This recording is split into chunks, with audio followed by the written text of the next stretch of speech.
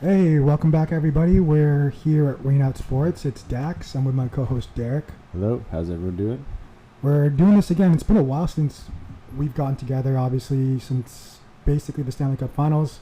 So much has happened since then. So much. At first, I was a little disappointed that we didn't get this episode out right at free agency. That was due to circumstance, mainly myself being unable to make it and then ill. But I actually think it's good because it'll be nice now. It's kind of a few weeks off, so when people are hearing this, it'll just kind of be a fun little refresher of what happened. And to be honest, not much has happened since when we planned to do this. And we've let free agency marinate a little bit, so some of the stuff maybe we first took notes on has changed, right?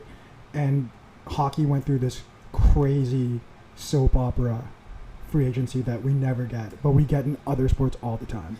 Yeah, I feel like this was one of the funner ones.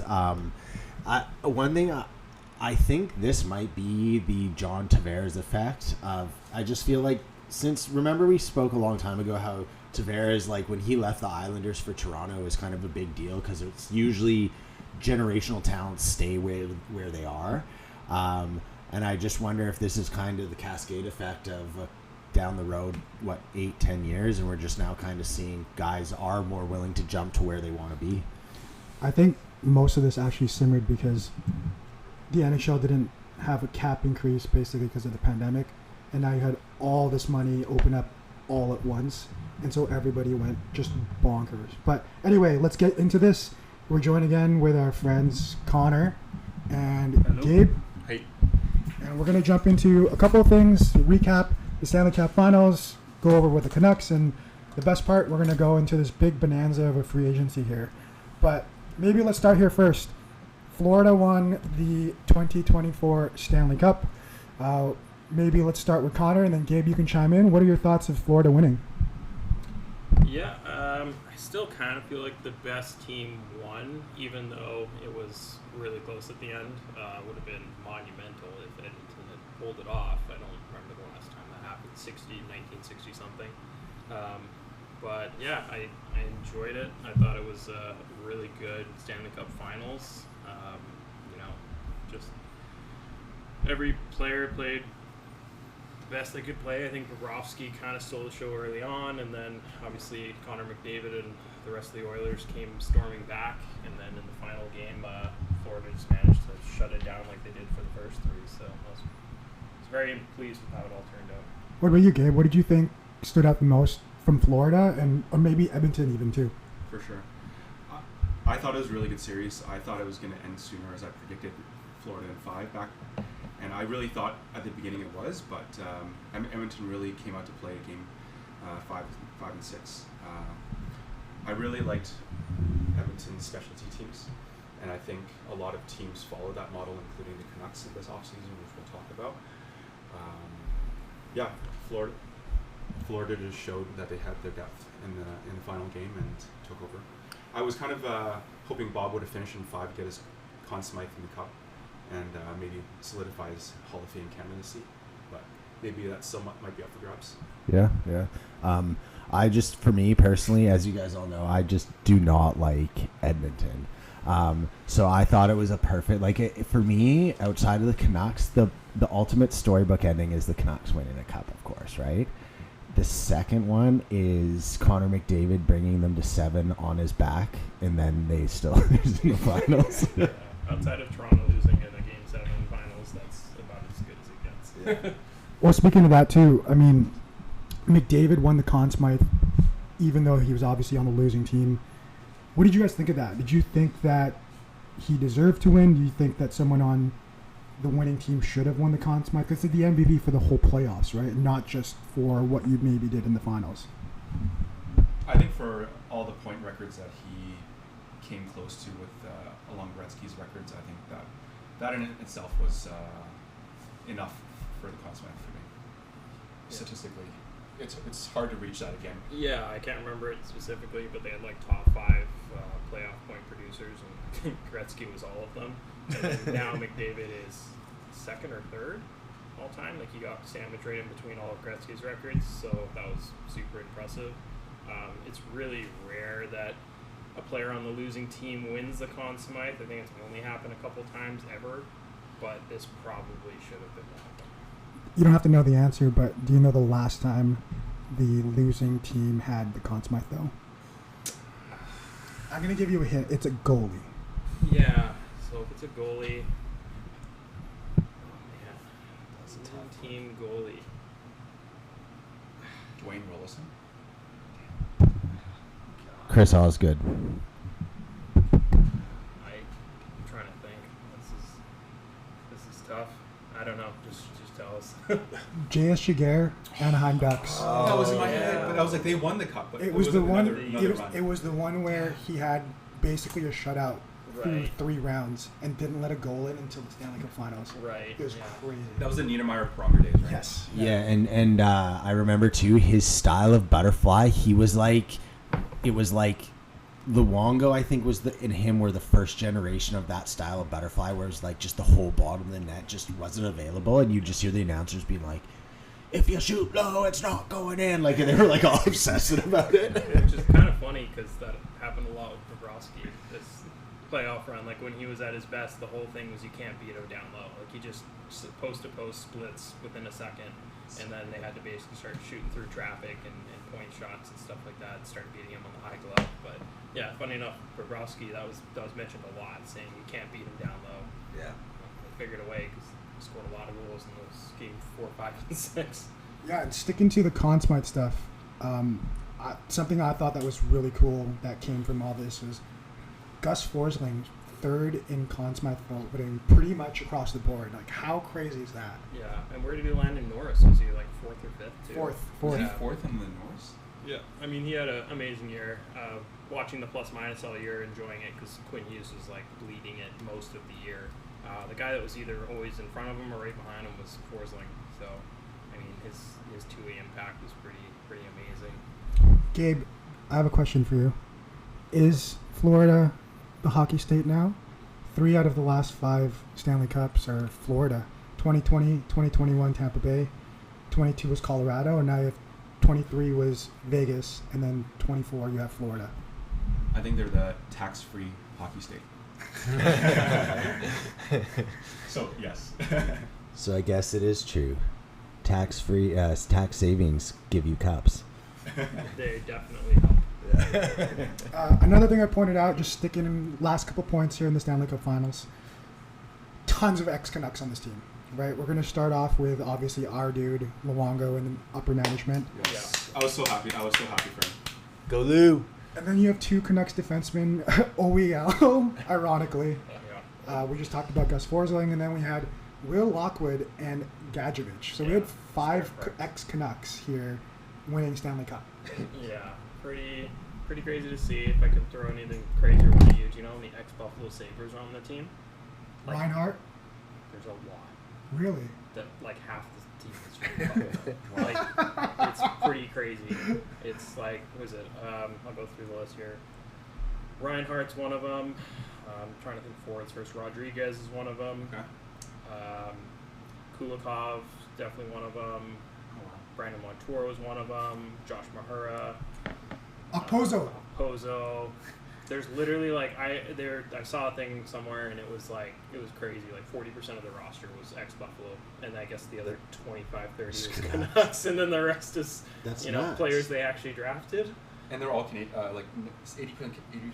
Yeah, something like that. Another crazy one, if you ever go and look it up, is the Buffalo Sabres team from, what year was it? I think it was 2018, 2019 or something like that.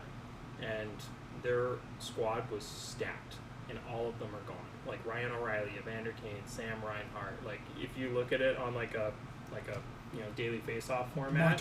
Montour. Like it's ridiculous. If you look at the team, they probably could have had if they just waited on. They didn't have. They had Leonard too. Is that just a bad management? Is that why, or what's going on? Buffalo had a Bad thing. coaching. They had that Ralph guy from. Yeah, coaching wasn't good, and they would just give up on players too quickly. So, like, a guy like Nils Hoglander, like, we kind of were really patient with him, and he kind of broke out this year. They would have traded him before that happened. They gave players 2 or 3 years to develop, and if they weren't already, like, top 6 producing, they were more or less, like, shipped out pretty quick. Bad management. Yeah, it's just bad management. And then last thing before we move on here, I think this is so hilarious. How funny is Matt Tkachuk just straight hating on Edmonton for literally since they won the Stanley Cup. Yeah. Calgary fans have become pseudo Florida fans because of how much Matt Tkachuk still hates Edmonton. Yeah. That's amazing. He's got that charisma, and you just have to appreciate it. Yeah. Unless you're playing against him in the playoffs. All right, well, let's transition on. I want to spend a bulk of this.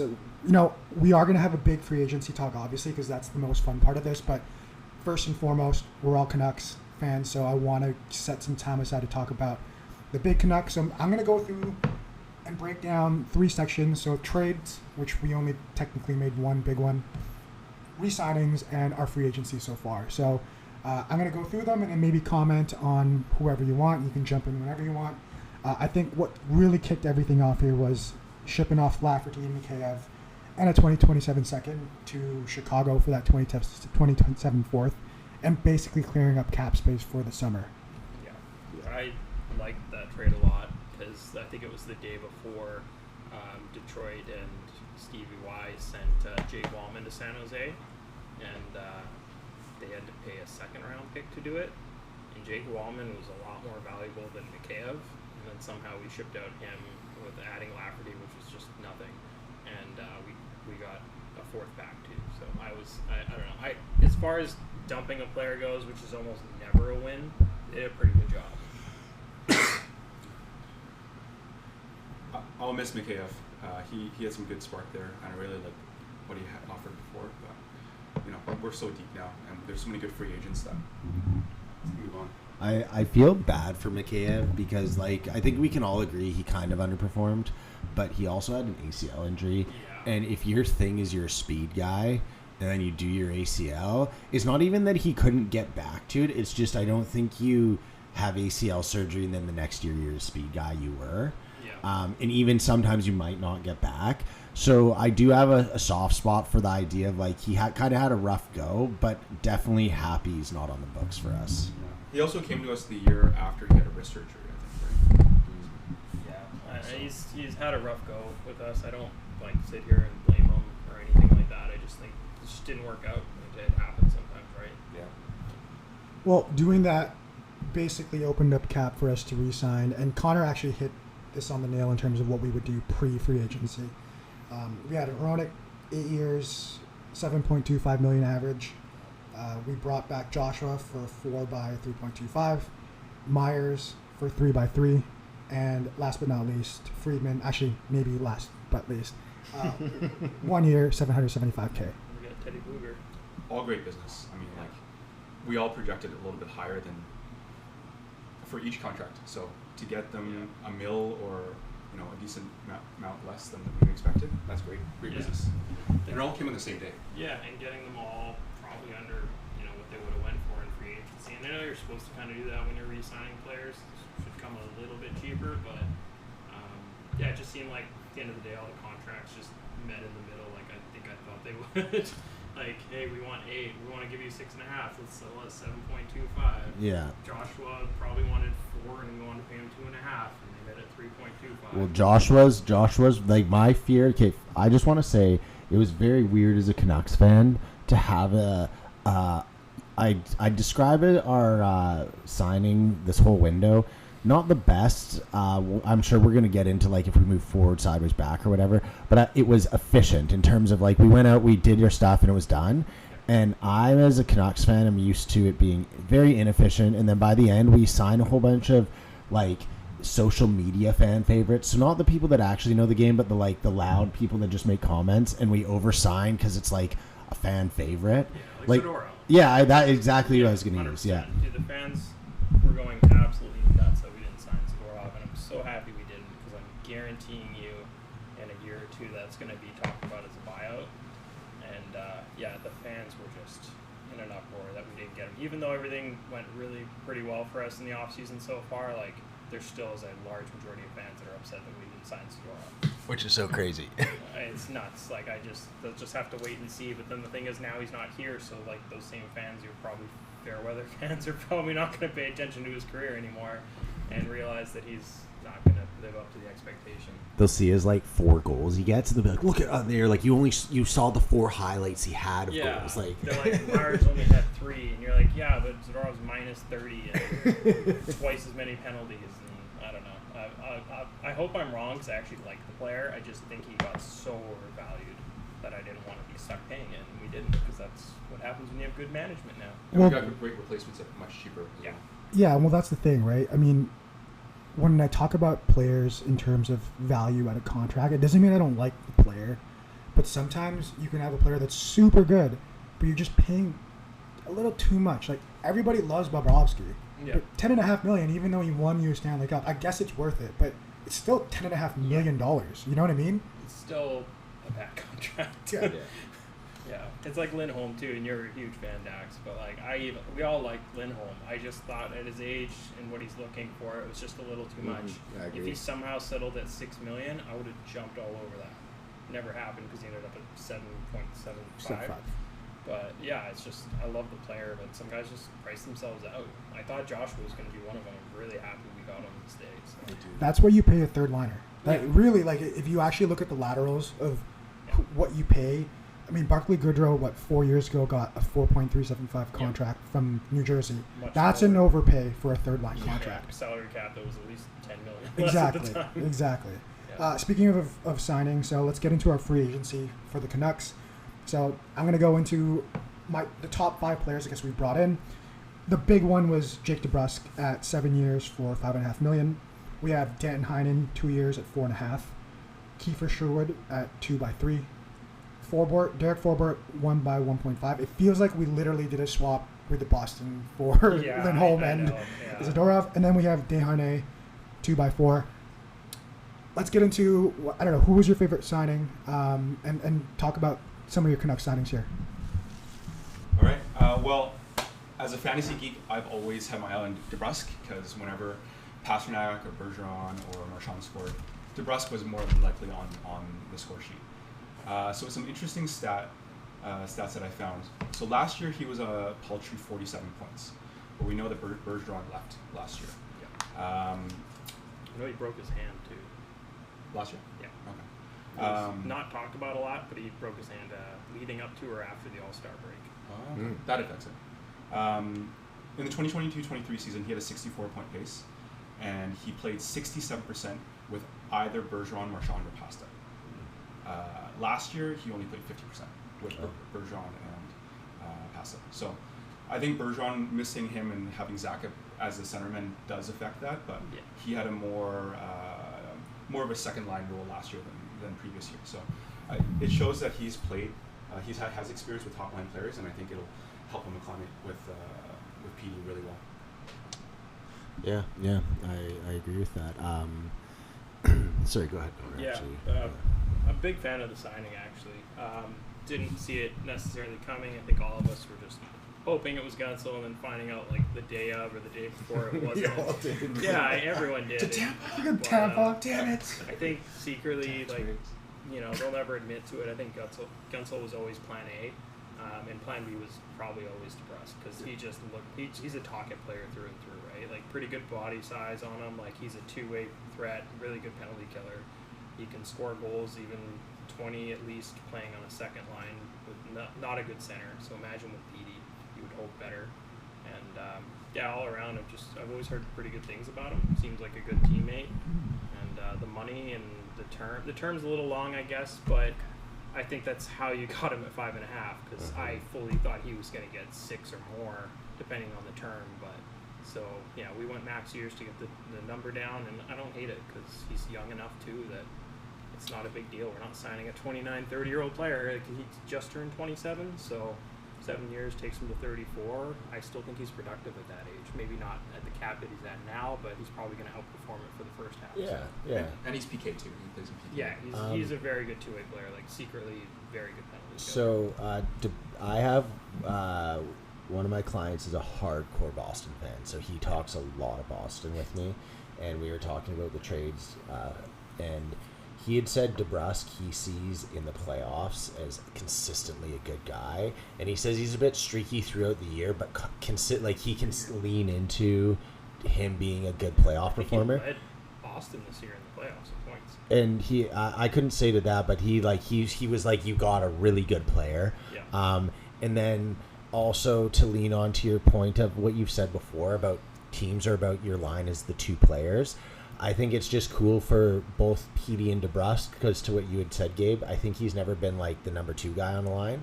Yeah. And also Petey, I feel like, hasn't really found someone that can be his number 2 guy. So that should be interesting. And then Heinen, I believe, is a really good... Is Heinen a penalty killer? Yeah. So Heinen is, again, from the same scouting report here, a very good penalty killer, period. So we actually just have a good penalty killer. And then he said he was a third line, like, bottom 6 star that could, if you have injuries, could fill into even the top line, but obviously just for, like, a couple games. But if you look at his last season, apparently he just kind of dropped off a bit. So what he was saying is he feels this guy is Heinen is a... it's possible he was trending downward, but if you look at his season prior to this one, he was actually trending consistently upward. Right. So he's a bit of a risk, but so yeah, I'm excited for both those guys. It's funny that you say that. Again, not the best source, but I went on Boston Reddit, the Boston Bruins Reddit, and basically they said literally the same thing about DeBrusk. They said, great gritty player, plays PK, could play power play. It's just that he was stuck behind the dudes in Boston, Bergeron, Pasternak, Marchand at all times. But super streaky in the regular season, but he's the guy that you want in the playoffs because he gets the dirty work done. He plays both sides of the puck. So weird that you would say that, your coworker would say that, because that's exactly what I read. Yeah, I'm a big fan of Dan Heinen. I felt like for years he's been getting a little bit screwed over by teams only offering PTOs, and then he goes and he completely outperforms the PTO, like 35, 40 points in a bottom 6 role, helping the penalty kill, like everything you could want out of a third line player, and then again winds up on a PTO, and I've never heard a bad thing about him, so I don't know what the story is there. Maybe it is a bit of streakiness to his game. Maybe he lights it up for 20 and then goes quiet for 20. I don't know, but we're going to find out. But at that cap hit, like, that's not a big number, right? Like, that's an expensive fourth line, low paid third line kind of player. So staying on the same Canucks topic, how do you think overall we did as a team in terms of a whole? So I don't know, Gabe, what do you think of our offseason so far? Because I know it's not done technically yet, but what do you think of our signings? Grades. Sure, yeah, give us a letter grade, Gabe. A-, I've been pretty satisfied with everything. Like I said, I think we try to copy Edmonton in replacing our weaknesses in special teams. I think Desharnais is a great pickup. He had 6.6 hits per 60 minutes among the Oilers. One stat that I really liked, his season average was 15 minutes. By round 3 versus Dallas, 23 minutes a night. So he really earned his minutes, and he showed that he'd be a responsible player. And hopefully, I think he could be the next fan favorite for us. So, hits responsibility. If you're at A-, Gabe, what would it take for the rest of the offseason for the team to do to go from an A- to an A? The only thing would have been sign cancel. That would have been an A. Okay, let's just say, that didn't happen, but what do you think they could do with a little bit of the money left, or what do you think we could do from now to October to get your letter grade just bumped up a tiny bit? 1 or 2 more bottom 6 or bottom 4. I mean, I'd love we were saying Daniel Strong right before. Okay. I think he'd be a really good pickup. Just round it up. What's your letter grade, Connor? So I'm pretty tough on teams, and I don't mean we're getting a bad grade. I just I'm gonna go B+. I think it's not so much like what we could do to improve it. I think we signed another depth player or 2 for really good money. Like if we got Sprong at like $1 million or something like that, like I would probably bump us up to an A- just by that. But for me, I guess the only way to get up to like an A+ is by just absolutely knocking out of the park, which would have been getting Gunsel, and getting a few of the guys we re-signed at slightly cheaper numbers. Like if we got Joshua at 3 and Myers for a year less and a few little things like that, then I probably would have bumped us up to an A plus. But I'm a tough critic, so I give like maybe one team in the entire NHL an A plus, and probably only one or two an A. So. And we'll get into that. And what about you, Derek? What's your letter grade for the Canucks? I'm gonna give us a B, which I would say is like I'd view it as like a diagonal forward. I don't want to say it's it's not backwards. It's not like a huge step forward, but like I'm not complaining about anything. I don't know what we could have done better. That's kind of like I wish we'd signed Stamkos or something. Would have been like an A plus, right? But like I don't know if that was really a thing. Yeah. So that's why I give it a B. Is not out of that it was like, oh, we should have done this and we missed this, therefore. It's just more like it's a B. It's just a B. There's nothing wrong with the B. Yeah. Nothing wrong with the B. I'm also going to give the Canucks offseason a B plus. Again, not to copy Connor, but I really like the depth signings, to be honest with you, because short of us knocking out of the park with a uber top line scorer against those Stamkos, Marchessault, we filled out the depth that our forwards needed, because if you notice in the playoffs, when we really got tough with Edmonton in the last few games, it was the depth scoring that really just ran super dry. We're going to be tough to play again next fall, which is going to be awesome. I'm going to have to disagree with Gabe. I really dislike the Desharnais contract. I think he is a seventh pairing defense at best, because he's super slow, and we don't need to partner him with Myers. I think that is suicide. No, they're both righties though, so I don't think they will be. I think it's Soucy and Myers on the second pair, which it's not the greatest second pair, but they were actually really good in the playoffs. And then the third pair being Forbett and Desharnais. But yeah, I do agree with Dax. I think that's probably the one thing I forgot to mention was like I don't probably dislike it quite as much as you do, but of all of our moves, it's definitely by far I think our worst. And I don't mean it's terrible. It's just I'm kind of with you. I don't even know if he's a for sure third pair D-man. He's definitely a really good number 7, but I thought Juleson already kind of gave us that, so I wanted that to be a puck-moving defenseman really badly, and I'm a little let down by that, and I hope if we do make another signing that it is a guy who's a puck-moving D-man for the third pair, but yeah, I mean, it's not a bad, it could work out. I mean, if we made Zadorov look better than he ever has, then who's to say we can't do the same with Desharnais, so. Yeah, and to be honest with you, the only way for my score actually to go from a B plus to an A minus, and you took the words out of my mouth, was either a puck-moving defenseman, because we need someone. We have the grit in the defense and the ability to prevent pucks to come forward, but we can't just rely on Quinn. And I think even Alvin and Rutherford talked about having Hronek lead his own line, because we really do need another defenseman outside of Quinn to be able to facilitate. And I think that's why our power play just grinded to a halt towards the end of the season, because we had so much on Quinn's plate. Yeah, I do think still to this day that a pair of Hronek and Soucy could be a really good second pair. The problem with that is then who are you pairing with Hughes? Quinn, yeah. Is it Myers, which I don't think has historically been great? Or is it Desharnais, who's kind of just... I mean, Hughes carried and made Luke Shen look great, so maybe he can do the same thing with him, right? Who knows? But I still think it'd be really smart of us to go out and pick up a guy who can play the third pair, right side, who moves the puck pretty well. It could be a lefty too, it doesn't really matter. Just whether it's Forbett or Desharnais who has to come out to do it. I'd love us to go get a puck-moving defenseman, like even if it's Justin Schultz. Like I don't think there's a lot left in the tank there, but he could be good enough to fill in as the 7th guy.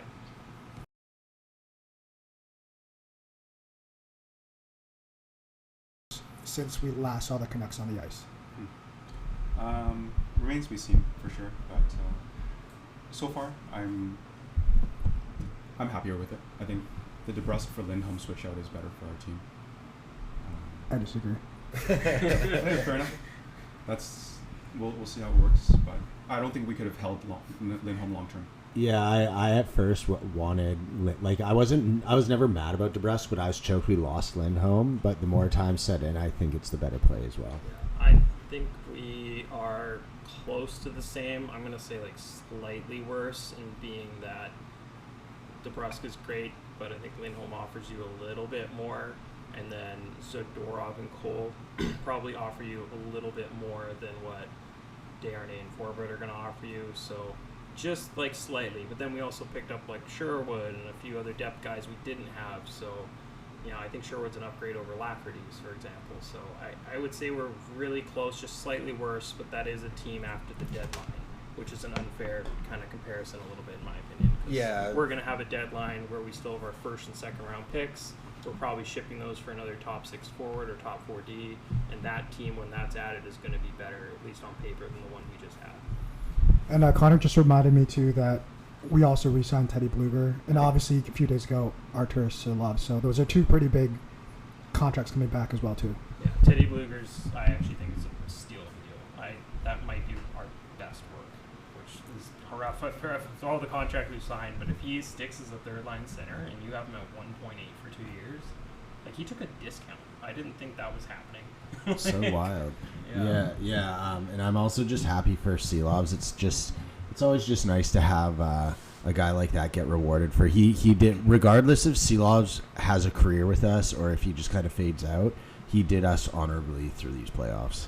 He kind of reminds me of like what Eddie Lack did for us at times. Like, he might not really have much of a, like, it's hard to say at this time how much his future is going to be with us or in the NHL. I hope it is, but like, I don't know, just the legendary run he's had since the World Championship. It's just like, it's awesome.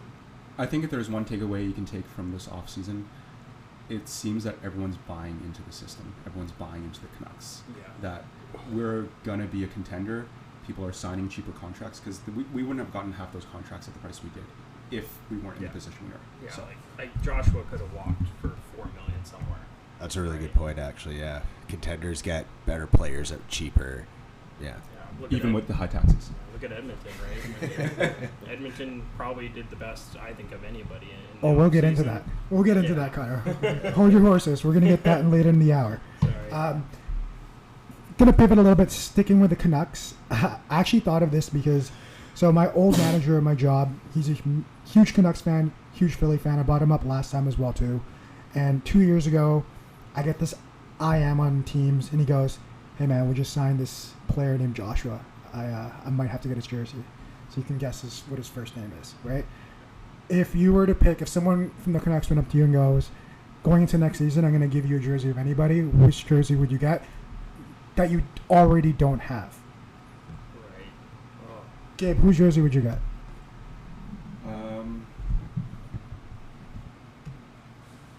I've always honestly been a DeBrusk fan, so I'm pretty happy. Like, switching over Lindholm to DeBrusk is like your fan favorite for one of my secret fan favorites. For me, I'm always a goalie guy, and it's bit me in the ass getting Corey Schneider's jersey and him getting traded like a month later. Got Demko's last year, right before those weird rumors started circulating, and almost freaked out. It looks great now, but I'd probably stick with what I do, and I do really enjoy Silovs, and I hope he's got a bright future, so I'd probably go Silovs just for fun. I would, if I could have any jersey, I think I would go with a Marcus Naslund, but I know we're talking about current Canucks, but I think in Marcus Naslund, Naslund's the new Beret. I'm trying to make it that way.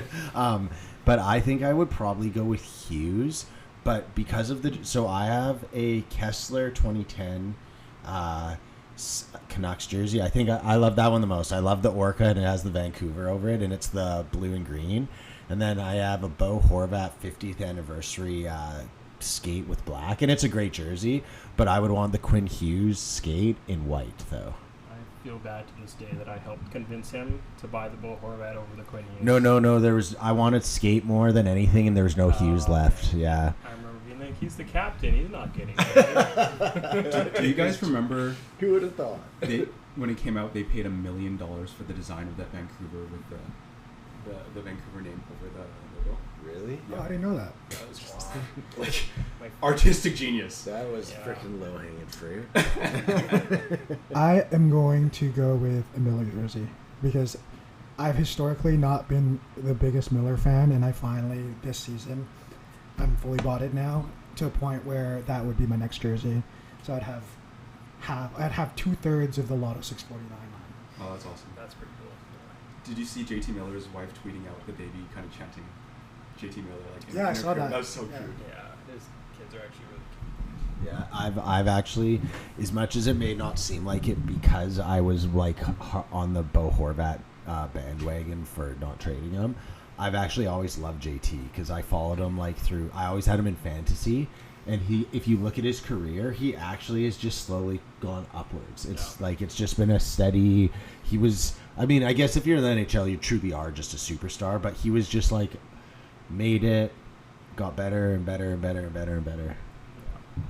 You know what, though? It wasn't that JT was always underrated outside of the Canucks. If you think about it, when he was in New York, he was super young. He wasn't going to be starting over any of the guys there. He got traded to Tampa. They're so deep. It was so deep and so He was on the loaded. Like, third line, what yeah. was he going to do? Like, it's not like he wasn't good enough to be one of the guys, but Stamkos is there, Braden Point is there. I'm sorry, but you're the third line center, unfortunately. Right? Yeah. I'm just happy that he got a chance to shine with us. You know, we have, for the first time since I can remember, we have bona fide studs at every single position.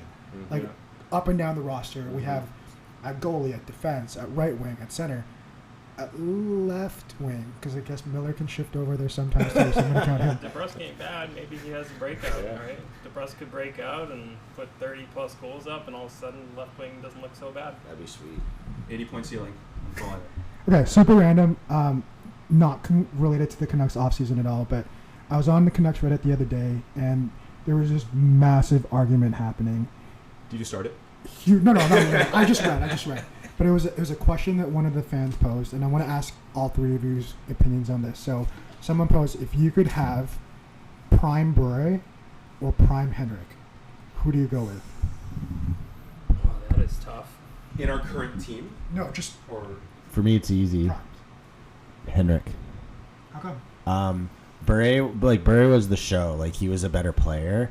But, like, Henrik, just solely from his passing abilities, I think he just would make better players around him better. And, like, he got, NHL scoring title, and then I'm pretty sure the next year he didn't get it. But, like, he was, like, up there in the points totals for quite a few seasons. I mean, I know, like, people that are haters of Canucks will say, like, oh, you didn't win a cup. But, like, losing in Game 7 is, like, yeah, you literally didn't win, but you're, like, clearly so goddamn good if you're bringing your team to that point that I would just personally take him over Bure. Even though I know Bure did it too, I'd go Henrik. Yeah, no, I think just, leading the league in any year in a cap era is pretty crazy, right? Like, he still beat out prime Crosby, prime Ovechkin, like, all these amazing players to get there. It wasn't like he just got lucky, and he's amazing. I think with our current roster, I'd go Bure because we're lacking on the wings. And goals. Yeah, exactly. Goals. Outside of Brock, imagine having Bure and Brock are going to be crazy. But if I'm starting a team from scratch tomorrow, I start with Henrik because he's a first-line center. He does everything so well, like on and off the ice. Like it's kind of a no-brainer for me. But if you said current team roster, absolutely Bure because we're so set at center. Yeah. What about you, Gabe? I would go Bure, personally. The NHL is only getting faster right now, and the amount of goals he scored in that era where there wasn't as much scoring, I think Bure would excel even more now. And we look at the previous Stanley Cup winners; they've all had a crazy scoring winger. We have Kachuk, we have Kucherov, we have who do we have before that? Eichel, Marchessault, Stone. Just so many, right? I think it's needed, and I think Bure would fit our team much better now. Yeah, so actually, the coolest comment I actually saw on this was the person that I thought analyzed this the best basically said if you were to just put both of their primes together, so remove longevity, because obviously Bure's career got cut short because of ACL injuries, but you took the best of both and dropped into any team. There's something to be said about Henrik being the facilitator and the ability to just jump into any team and play that exact same role and be effective and amplify the tools around him. But in today's NHL, and you see it with McDavid right now, game breakers are 1 in a million. Like, you need the guy that you can literally drop in and he does something that nobody else can do. McKinnon's And like Gabe just said, Bure was scoring 50, 60 goals in the dead puck era. So where you could grab, you could hold, you could elbow, and he was regularly doing that every season, back to back to back. And his career, honestly, was cut short from just injuries, right? Okay, so before we get into the big free agency, there's a lot of trades that happened surprisingly. So what I'm going to do is I'm going to go through each trade one at a time. You can chime in and we don't have to spend so much time on the minuscule trades. Just comment on what you think about the trade itself, the return, who won it maybe, whatever you want. We'll kind of go open flow segment in this one. So I'm going to kick it off. The very first trade that happened, I guess in the offseason during the Stanley Cup, was Tampa Bay traded back for Ryan McDonough. He also received a 2024 fourth-round pick from Nashville in exchange for a 2024 seventh and a 2025 second. Yeah, I didn't like the trade. I was confused why they were paying to acquire an expensive aging defenseman. I was pretty shocked by it. Didn't Nashville pay less than that to get him 3 years ago or whatever it was? They pretty much paid less for the cap dump, and then Tampa Bay took the contract back in a pick dump. Little strange to me, especially when we know the moves you're going to talk about shortly after. So I wasn't a fan of it. The only I'm going to comment is one of those picks that came back was part of what they sent back to get who we'll talk about down the line. So maybe they couldn't get that pick unless they took back that contract from anybody, and they needed that to get the trading rights for the person we'll talk about down the line. Yeah. The next one, and a little close to the Canucks' heart here, we got Jacob Markstrom going to the New Jersey Devils for Kevin Ball and a 2025 first going back to Calgary. I thought it was a wonderful trade. I mean, we've been saying New Jersey's just been missing a top goalie for the last few years, and New Jersey's finally got it, and now they really have no excuse to not to take that next step. Yeah, I thought that was one of the biggest trades of the offseason in terms of a team acquiring a piece that's going to put them in that position to be what they need. But I do have question marks with Markstrom, solely out of age. But I do love him, and I'll be cheering for New Jersey. I actually do like New Jersey. When I say I like them, it's not like that I'm like, oh, they're my favorite team, but I don't have any love lost for them. I thought Brodeur was sweet, and Scott Stevenson, even though he was a kid, but they have a sweet history, right? So I do like them. So, but with Markstrom there, I'm definitely going to be cheering for them more than I would have otherwise. Is he the best goalie they've had since Brodeur? 100%. Oh no, Corey Schneider. Peak Corey. Schneider for a game. But Schneider's injured for the most part. Yeah, he came. His first year was great. I think he was third in Vezina voting or something in that first year. It just sucked because when he came, they were kind of bad. So he kind of the first year and a half, I think everything was great on his end, but the team was barely a 500 team. And then of course when things started to upswing, I think he basically got hurt. So that was the end of his career. So yeah, I did also like the trade. I thought both teams did well in it. I mean, I thought Calgary maybe could have got a smidge more, but I don't know if you guys know a lot about Kevin Ball, but he is a very good shutdown defenseman. He's kind of picture Ian Cole at 23. Oh, wow. Oh, okay. That makes sense. He's pretty solid. I see him as a top 4 shutdown D-man. Yeah, he's pretty good. Do you think they could have gotten more at the deadline? I think so. I think the thing they wanted that nixed it all was Dawson Mercer. Yeah. Yeah, they apparently wanted Mercer at the first and something else, and then I think they came back to it. They were never going to get Mercer, so they settled on Ball because New Jersey has a plethora of young D-men to go if they want to trade one. Yeah, well, I find it funny because I'm not going to say anything new. I liked it. I loved it for New Jersey. I'm ambivalent towards it for Calgary. I don't really know what Kevin Ball is going to be, and a 2025 first could be anything. Could even be Jacob Markstrom. So you never know.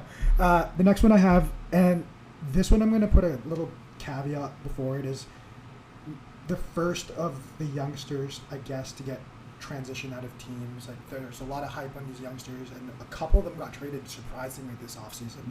But Dallas sends Ty Dellandrea to San Jose. Ty was a 2018 13th overall pick, came in with a lot of fanfare, and basically Dallas sent him off for a 2025 fourth. Yeah, so my fear is that this is spot closing. Ty Dellandrea is I always thought it was the breakout was coming. he's built well. He's got good speed, good two-way guy. The offense was there as a junior, and then just never quite lived up to the billing. So I really hope I'm wrong, but I'm starting to worry that You think that of Pod? Well, I mean, that's exactly where Pod is right now, right? And he's 1 or 2 years younger, so he's got 1 or 2 years to prove me wrong, but I worry that this is the road that we might be down in a year or two trading Pod away for like a 4th-round pick.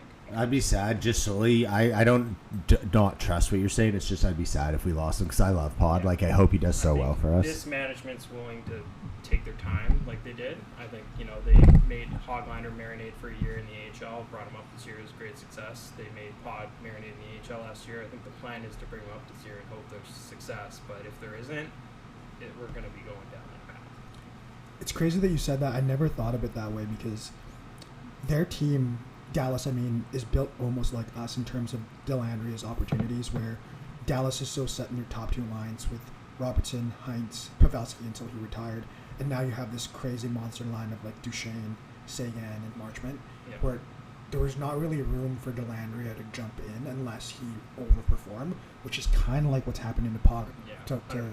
And then other prospects come up, right? So in Dallas's case, Logan Stankoven, I think Maverick Bork's the next one. So you kind of get passed over by these prospects that are producing better than you are.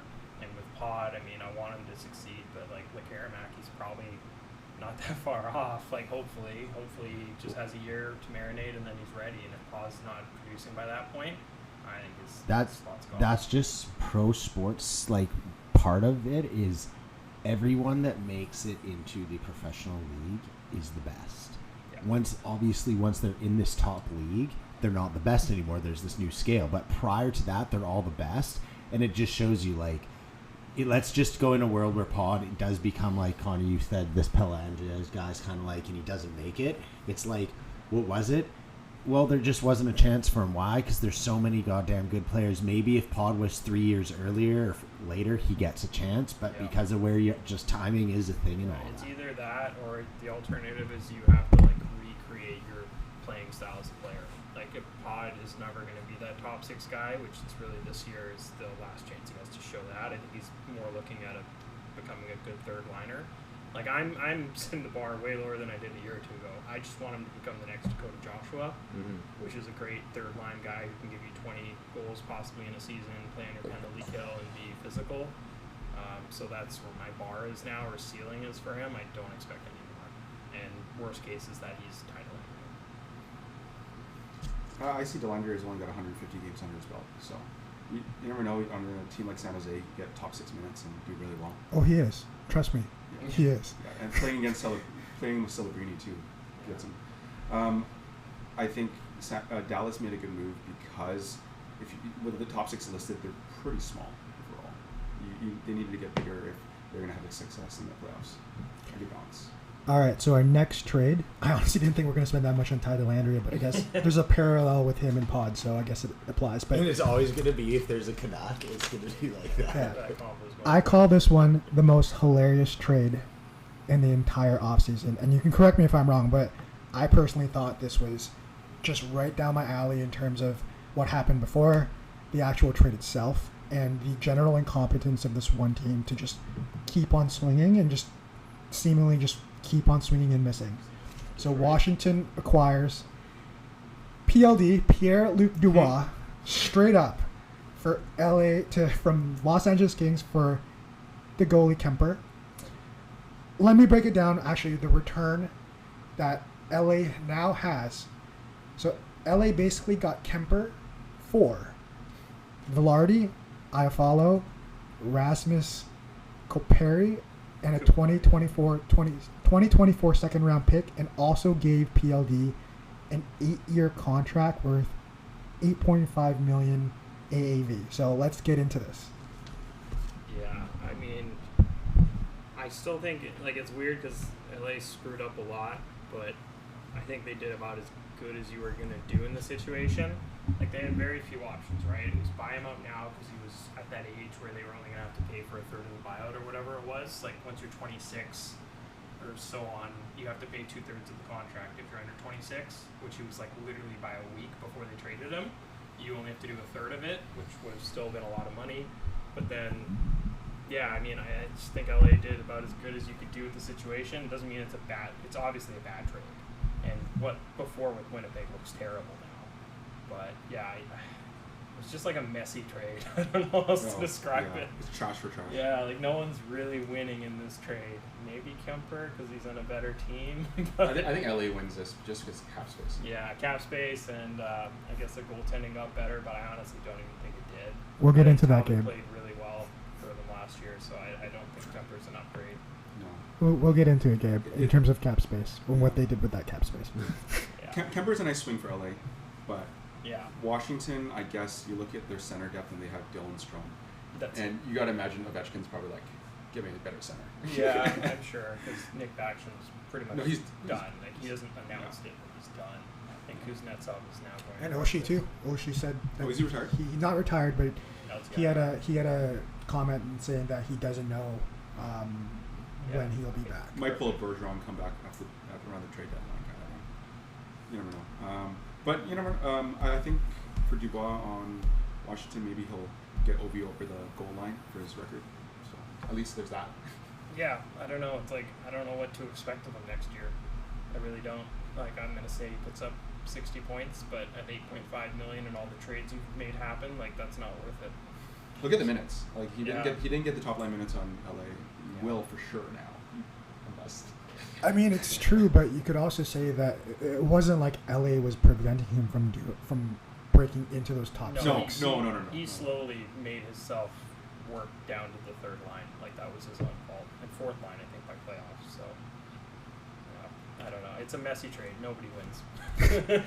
Now we have our second goalie trade and another team that has been on the cusp of people going, like they're one goalie away from being competent. Not good, but competent. So we have Ottawa acquiring Linus Ullmark from Boston for Jonas Korpisalo, Rastelik, and a 2024 first. So this 2024 first this year. Yeah. I'm very happy with this for multiple reasons. I like Ullmark, but I do feel like he's in that position of, if you're Boston, you're getting rid of him for Swayman, right? Yeah, absolutely. So I'm happy that Ullmark he didn't get like one, because it happens, like, for example, like Luongo and Schneider's kind of a high profile one, but like there is sometimes when you have this, one of the goalies just kind of gets bogged down, and I was worried that would happen to Ullmark. The only Canadian teams I like outside of Vancouver are Montreal and Ottawa. So I'm just happy for Ottawa to actually have a good, competent goaltender. Yeah, I like Ullmark too. I just can't stop viewing Ottawa as a bit of a tire fire ever since they had all that stuff happen pre-COVID with the players and the taxi and that whole incident that happened. Like, it's just, to me, I don't see anything going right for them anytime soon, even though they have like a pretty good young core. I have this funny feeling Ullmark's going to play like okay, maybe even reasonably well, and then walk in free agency. So that would just be such an Ottawa thing to happen. Kind of like you, I actually kind of like them. Like, I love Spezza, Heatley, Alfredson, all those players. The logo's just cool, too. Yeah, exactly. Even their current team, like, I like a lot of Batherson, Stutzel, Brady Tkachuk, their defense too, like Chabot and Sanderson, but I don't know why, I just see them as this tire fire still. So I just Connor, think when you somehow- say they're a tire fire, you know how their stadium is just in the middle of nowhere? Yeah. I just pictured their stadium as like, it's a huge stadium, but the top is just a tire fire, like literally. Perpetually burning. Yeah. I could be wrong, but is their stadium or something? It's a Canadian Tire. It's Canadian Tire. The Canadian Tire Fire. So, like, it just seems fitting, right? I want him to succeed. I want them to succeed, but I have this funny feeling he's going to be league average. And not even so much like he's not great, it's just the defense still kind of sucks over there. So, like, you're coming from Boston, who's had this notoriously good two-way style, strong shutdown defenseman, and then you're going to Ottawa, who's a little bit more of like a high-flying offensive team at this moment. You're going to be playing a lot more goalie in the sense of the puck's coming at you. Yeah, he's getting more shots. Yeah. Yeah, absolutely. So I did like the trade. I thought, they didn't overpay for him or anything like that. I just have this funny feeling it's not going to work. That's the thing. It's Ottawa. Yeah, but I hope I'm wrong.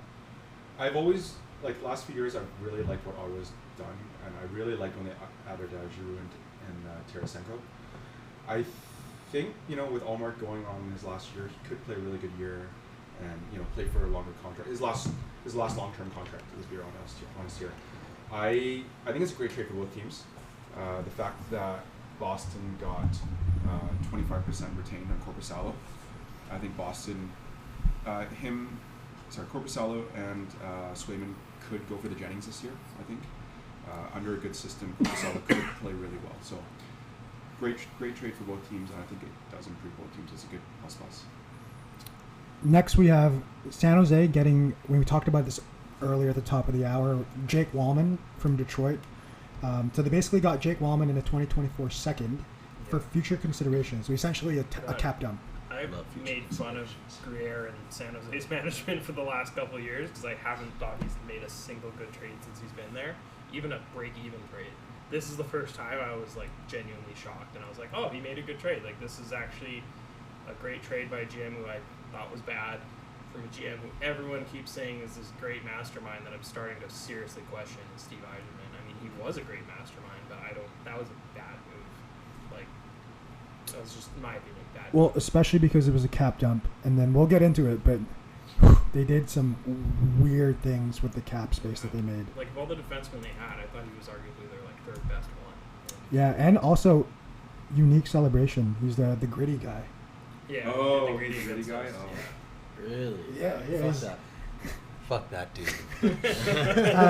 And then we have Washington again restocking with another, I guess, winger for the ammo line here for Ovi, but they get the bread man, the lesser bread man, Manjapane from Calgary for a 2025 second. Yes. That one I thought was pretty reasonably fair. I mean, what's he, 1 or 2 seasons removed from 35 goals? Yep. He's only in his late 20s, I want to say. He had a hard year, and I guess the cap hit was a bit high for a rebuilding team like Calgary, so it makes total sense to offer him for a second-round pick, and I didn't think Washington would pay. He's going to help their team. Like, he's a top 6 guy. Yeah. Still young enough to make an impact. And how much did he sign for?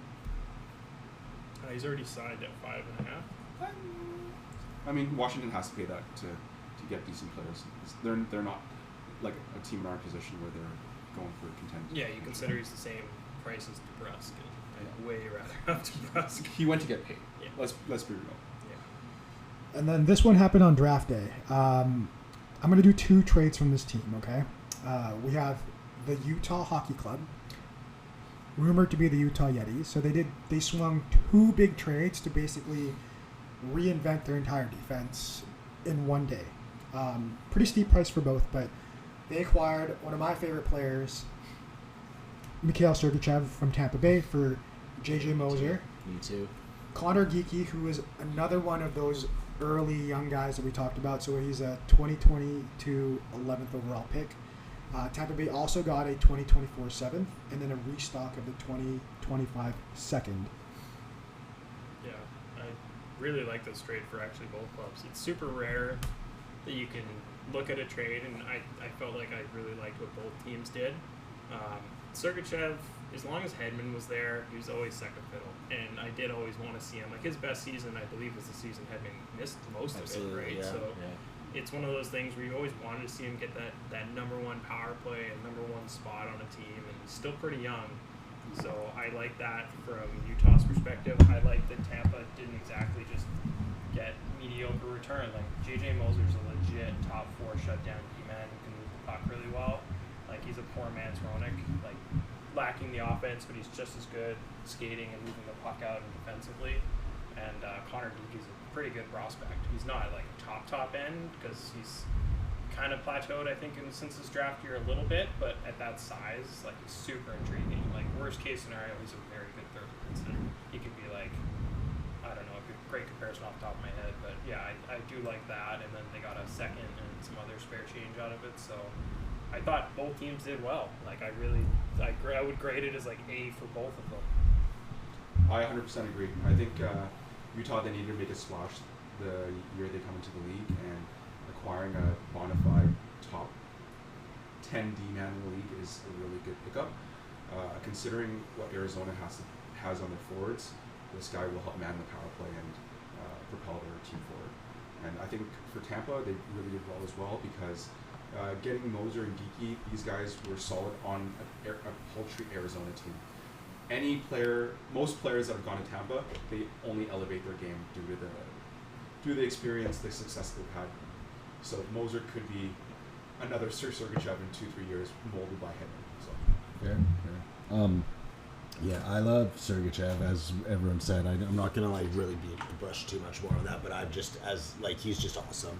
So it's cool for him to get a chance, and I think it's even cooler because I was one of the people that hated Phoenix, and it had nothing to do with the hockey team. It had everything to do with, I just thought the market. I just feel like even the fact that they're still beating this bush of they can go back to Phoenix. I'm like, it's ridiculous. Clear, there's got to be somewhere better than Arizona, and I've heard all these arguments about the untapped market and blah blah blah, and this is why, and I'm like, okay, but it's been here.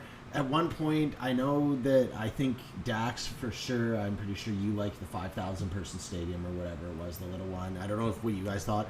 I personally thought it was. I'm sure it was cool to be in it for sure. I would have thought especially to be that close, but I feel like it's just kind of the NHL is. It's not a question. It is a top end, A S tier, the best leagues.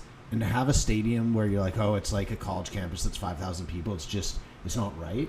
So now that they are in Utah, which is just a state I like, and they're in a real place, I'm rooting for them. So yeah, the same as you. I always thought it was just such a head scratcher that they were so dead set on making it work there, and it just wasn't working. And then it just new ownership came in and made all these promises and completely fell flat on his face the last couple. And Utah to me just made so much sense. I mean, ice hockey in the desert doesn't really add up, but Utah, different story. I feel like it could work there. The owner, I believe, is well known for having great success with his last 1 or 2 sports franchises. You guys probably know better than me, but I think it's prime for success, and making these big splashes is only going to help. But back to the stadium thing. I think if I was traveling to Arizona, I'd go to Mullet Arena because it'd be fun. If I lived there, I'd be pissed. If that was my team, and it'd be fun the first time, and then it just become this sad thing. You're yo, let's go watch the Canucks. You're where are they? You're at Karen Magnuson. and the fact that they only had 5,000 seats, that probably somehow affected the cap, because every other club is paying for this losing team. Yeah, I believe that probably was the case. I feel like there's no way they were profitable and everyone else is paying for it. So I'm not going to talk too much more about that trade because I basically feel the same way as all you guys do, but it's not a secret that Tampa Bay is my East Canucks. I love Tampa Bay. I thought it was an amazing trade on both sides. I love Sergachev. He's locked in 8 years, $8.5 million. That was going to kick in next year. Great pickup for Utah that they have their number one guy, like Gabe said. But for Tampa Bay, it's just about restocking the youth. We really needed JJ Moser. He plays both sides, LD and RD. And from what I've seen in our Reddit thread so far, JJ is going to line up with Hedman. So we finally have someone useful. Hedman can do his thing where we have someone defensively responsible. Really good guy. Yeah, he's been struggling. They've been giving him Nick Perbix and Calvin DeHaans, and it's kind of like when Quinn Hughes was getting Luke Shens and whoever was around Noah Julesen's. It's as soon as you get that upgrade, it's probably only going to help your game. And I believe Moser's 24? 24. Yeah, he's super 24. young. So there's so much to work with there. And then Connor Geeky is big for them because they're one of those teams. They don't draft in the first round very often, at least in the last 5 or 6 years, because they're always trading that first for the guy that helps them put them over the top. So to go out and get a guy that's, I'm sure, immediately number one in their prospect pool, it's a good ad. And then apart from Sergachev, Utah added another sneaky defensive. He's not as flashy as Sergachev, obviously, but I think he provides a lot more defenseman value. John Marino from New Jersey for basically a 2024 and a 2025 second, so 2 second-round picks. I thought that was an amazing pickup because now you have Sergachev, Dursey, Valimaki, and John Marino. So you have a nice blend of offense, defense in your top four. And they have some pretty darn good prospects, I believe, right? Who's the guy they drafted, not this year, but last? Simashev? Yes. Yeah, big, bulking, good guy. Looks like he's got top 4 upside. So, yeah, I really like John Marino. There's a few rumors floating around that we wanted him, and wow, that would have been. I remember at the time thinking, because he's locked in at like 4.4 for the next 2 years, thinking like, wow, if we could have a second pair of like Marino to play with Susi, or then maybe Ronan can drop down because Marino And he would be with absolutely Hughes. play with That would Hughes. have been the one. Like, he is a pretty legit top 4 guy. He just got squeezed out of New Jersey because they got Luke Hughes and Simone Nemec, and they're both studs. So, I mean, he was just in Hamilton's coming back this year from injury. So, at the price, I thought it was fair. I even as a Canucks fan, like, I would have been okay with paying a price similar to that. It would have been a little bit steep, knowing that New Jersey kind of had to move off him. But I feel like we made a pitch for him. It just wasn't as good as Utah's. I think we offered a second and a fourth or something like that, and then they turned around and got 2 seconds for him. So can't complain. But yeah, I like the player. I like the trade. Interesting stat for Marino. Plus 21, 2022, 23 on New Jersey. That was a crap team too, Yeah. Which is saying something. Yeah. No, he's defensively, he's actually quite good, but he can also move the puck really well. Like, he's good for 30, 40 points most seasons. So, like, him on your second pair is like immediately makes probably anybody's second pair better in the league. And I'm going to go into 2 Vegas moves here. So, again, part of the youth exodus, I guess teams willing to move on top pedigree, talent, and youth. Vegas gets Alexander Holtz, who was a 2020 7th overall pick, came in with a lot of hype. Just never got the chance for some reason under the New Jersey system, but they got Alexander Holtz and Schmidt, the goalie, from New Jersey for Paul Cotter, the 2025 third. And then in another move, they shipped off Logan Thompson because he asked for a trade, so he's going to Washington, and Vegas is recouping a 2024 third and a 2025 third. So there's 2 moves. I don't know if you have if either of you guys have any big thoughts on that. The big one, obviously, to me, at least on my end of things, is them getting Alexander Holtz back, because that seems like a steal for them. Yeah, I thought the Paul Cotter one was just like a depth thing, like 3rd round pick for a guy who can maybe play in your 3rd line. He's a really good 4th liner, worst case. Like, I believe he's a very kind of like Kiefer Sherwood type player. Like, he's aggressive, he throws big hits, he's a pretty good guy. He can get some depth scoring for you and stuff like that. And he's only like 25, I think.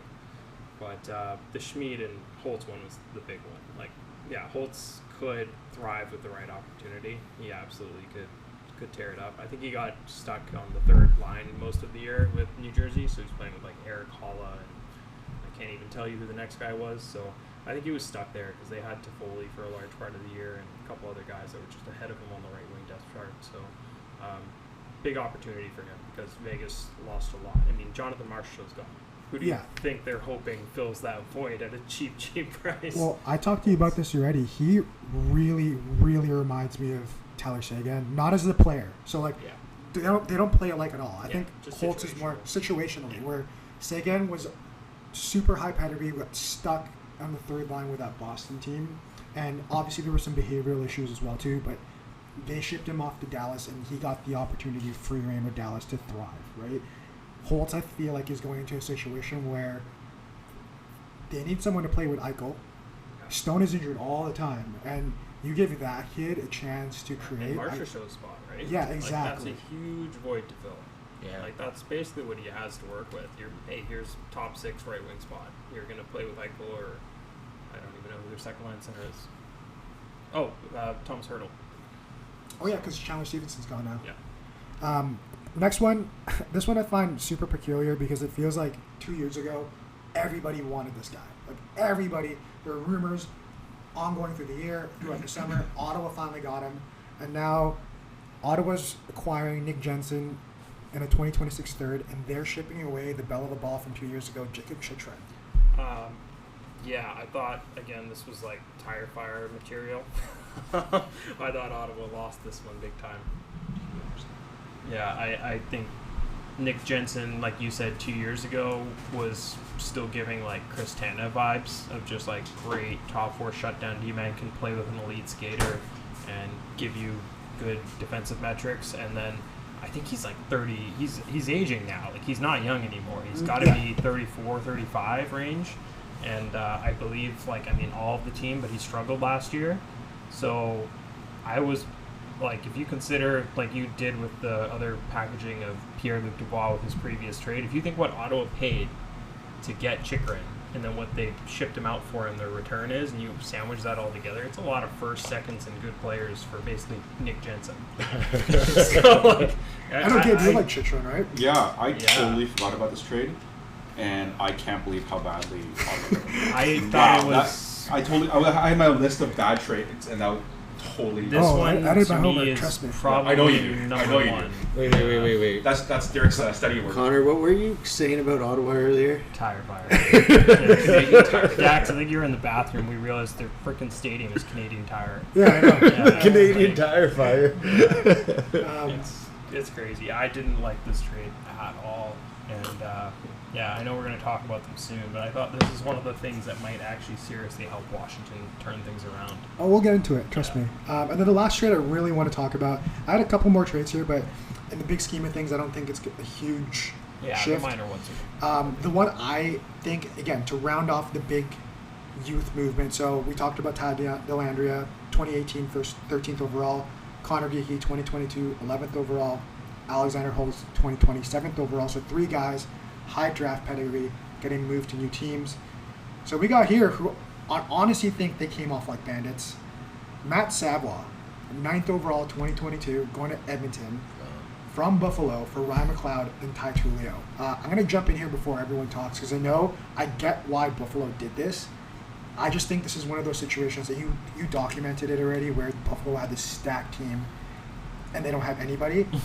That is a guy I honestly think we're going to look down 2 or 3 years down the road and we're going to know why the hell did Buffalo He's on do another this. cup-winning team, and we're laughing at Buffalo. Bad management. Yeah, like I think we talked about the Dax a bit. Like one reason Buffalo makes this trade, they have a ton of forward prospects that are at that pedigree of Matt Savoie, like Jiri Kulich, Jack Quinn. I can't even name them all. Paterka. Like Cousins. they have so many. Zach Benson. Like there's a lot of guys, and I get why it's like, okay, well you have this plethora of guys, and let's trade one. I don't know if he's the one I would have chose. But in saying that, he is the only one that hasn't even played pro hockey yet. And by that I mean AHL, NHL. So all the other guys we named are either on the NHL team, have played somewhat, or at the very least are tearing up the AHL. Right. All of what we've seen from him is in the WHL. Yeah, but he's been fair. like lighting it up. But so is Jake Vertanen. Yeah, sure. So sure. like the thing is, like there's a lot of, especially there's a lot of guys, and for whatever reason, I tend to see the biggest flops come out of the WHL myself personally. So I'm gonna like hold expectations on him. There's absolutely a chance that he's a good top 6 producing forward. I think there's like potentially like a Connor Garland in there, and I think the player they traded for was Michael McLeod. Yeah, Ryan McLeod. Or Ryan McLeod. Good third line center, solid guy. I can't tell if he's Teddy Bluger or something better, but he's in that realm of like good third line center, penalty killer. So Buffalo's basically trading a potential future for a now, right? Like they don't know what Savoie is going to be, but if you're Edmonton, you make this trade any day of the week because your prospect pool is also much like Tampa's. They're non-existent. I agree. They've traded away so much for so little. They definitely, again, I'm guessing went straight to number 1 on their prospect pool ranking. So it's better than Dylan Holloway. Yeah, exactly. And, it's a good trade for both sides. Yeah, I think it's a kind of a win-win for now, but it just depends on how good Savoie is. And we have to remember that Edmonton shed cap to sign other good players this offseason too. Yeah. So. The whole move made sense, but I get what you're saying. I mean, the upside, especially of all the guys we talked about, because he's from a year ago, 2 years ago? 2 years ago. He's the most recent drafted player, so the most unknown. Yeah. Well, before we jump into big free agency, we're going to take a little bit of a break here. Sorry, Derek wants to say something. So I'm actually looking at this. So we've gone. When I say quite a bit over, it's not. There's no time limit, but you can only put out a 2-hour per podcast for some reason. So I think what we're going to do here is we'll end this one and we'll make this a 2-parter, but we're going to bring it out over Monday, Tuesday. So it'll just be back to back because like if you're listening for an hour and 15, I think it'll be good until the next day. That's a very reliable quote from you, Derek. You know what else is reliable? ZipRecruiter. If you want looking for a job, or you need to hire someone really reliable to do jobs for you, we have ZipRecruiter. Derek, do you like the reliability and finding someone dependable? You know, Dax, whenever I do anything that involves my money, I want to know it's going to a reliable place.